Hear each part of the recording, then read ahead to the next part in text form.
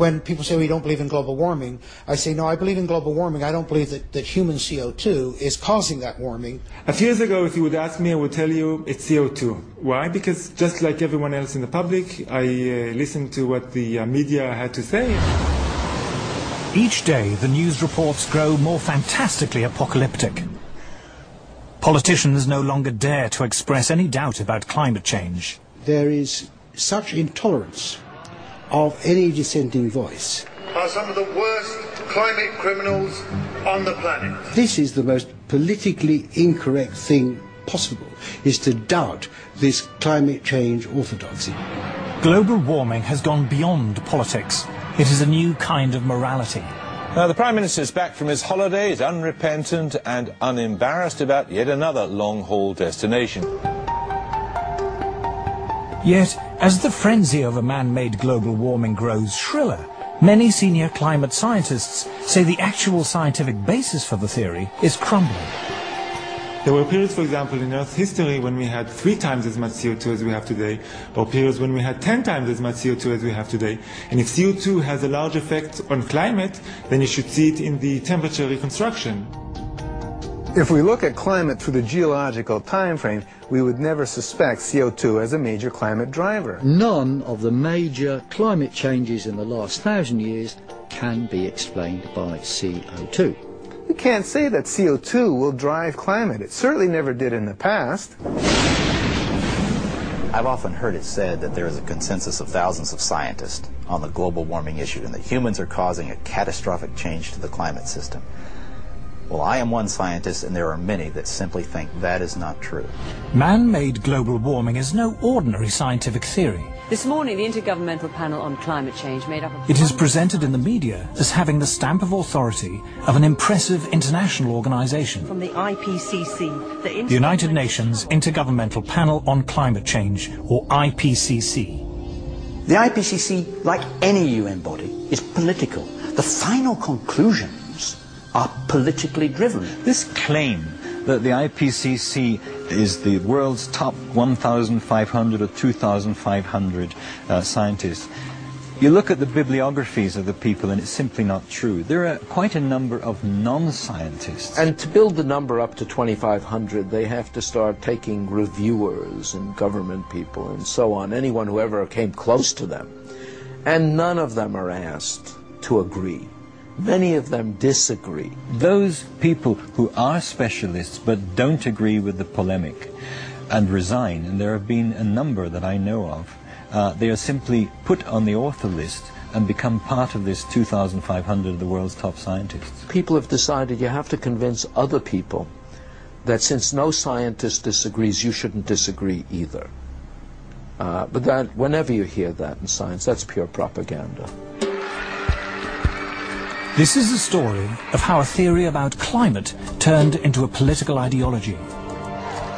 See, I don't even like to call it the environmental movement anymore, because really it is a political activist movement, and they have become hugely influential at a global level.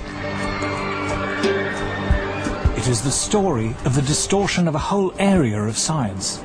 Climate scientists need there to be a problem in order to get funding. We have a vested interest in creating panic, because then money will flow to climate science. There's one thing you shouldn't say, and that is, this might not be a problem. It is the story of how a political campaign turned into a bureaucratic bandwagon. Fact of the matter is that tens of thousands of jobs depend upon global warming right now. It's a big business. It's become a great industry in itself. And if the whole global warming farrago collapsed, there'd be an awful lot of people out of jobs and looking for work. This is a story of censorship and intimidation. I have seen and heard their spitting fury at anybody who might disagree with them, which is not the scientific way.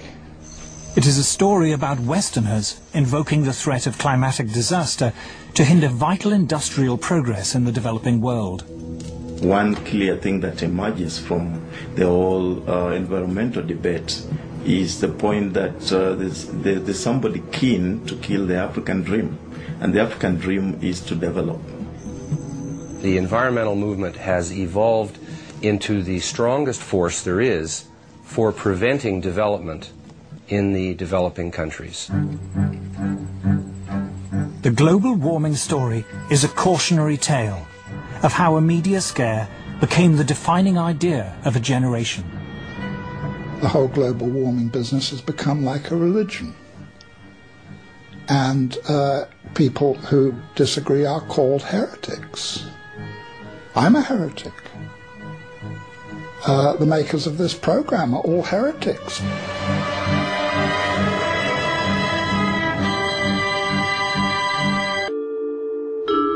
In 2005, a House of Lords inquiry was set up to examine the scientific evidence of man-made global warming. A leading figure in that inquiry was Lord Lawson of Blaby, who, as Chancellor of the Exchequer in the 1980s, was the first politician to commit government money to global warming research. We had a very, very thorough inquiry, took evidence from a whole lot of people expert in this area and produced a report. What surprised me was to discover how weak and uncertain the science was. In fact, there are more and more thoughtful people, some of them a little bit frightened to come out in the open, but who quietly, privately, and some of them publicly, are saying, hang on, wait a minute, this simply doesn't add up. We are told that the Earth's climate is changing. But the Earth's climate is always changing. In Earth's long history, there have been countless periods when it was much warmer and much cooler than it is today, when much of the world was covered by tropical forests, or else vast ice sheets. The climate has always changed, and changed without any help from us humans. We can trace the present warming trend back at least 200 years, to the end of a very cold period in Earth's history. This cold spell is known to climatologists as the Little Ice Age. Let it snow, let it snow, let it snow. It doesn't show signs to stop. In the 14th century, Europe plunged into the Little Ice Age. And where we would look for evidence of this are the old illustrations and prints and pictures of old Father Thames, because during the hardest and toughest winters of that Little Ice Age, the Thames would freeze over. And there were wonderful ice fairs held on the Thames, skating and people actually selling things on the ice. If we look back further in time, before the Little Ice Age, we find a balmy golden era, when temperatures were higher than they are today, a time known to climatologists as the medieval warm period.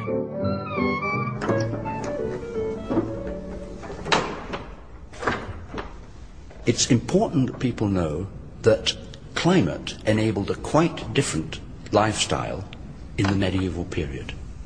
We have this view today that warming is going to have apocalyptic outcomes. In fact, wherever you describe this warm period, it appears to be associated with riches.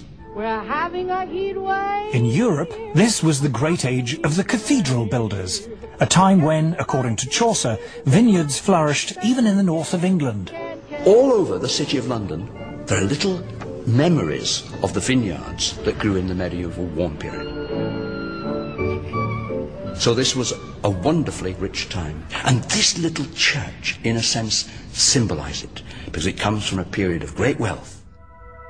Going back in time further still, before the medieval warm period, we find more warm spells, including a very prolonged period during the Bronze Age, known to geologists as the Holocene maximum, when temperatures were significantly higher than they are now for more than 3 millennia. If we go back 8,000 years in the Holocene period, our current interglacial, it was much warmer than it is today. Now the polar bears obviously survived that period. They're with us today. They are very adaptable, and these warm periods in the past, what we call hypsithermals, pose no problem for them. Climate variation in the past is clearly natural.